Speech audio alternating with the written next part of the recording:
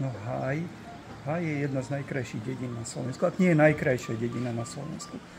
Tu, keď sa poobzeráte dookola, tu sú samé skaly, krásna, živá, zelená príroda, hájské vodopády, Aniel, čo je tu ešte? Dobrí ľudia sú tu, hej, ktorí vás tu privítajú.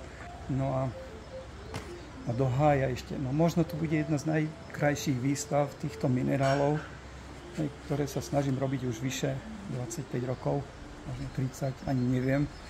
Kde môžete vyskúšať si brúsenie kamienkov, kde môžete vyskúšať vyrobenie vlastného šperku, alebo len sa pozrieť na tú prácu s tými kamienkami, ktoré verím, že očaria každého.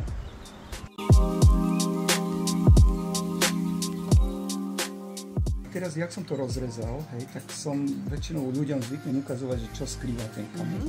A on uvidel proste ten kameň, že čo to skrýva, hej.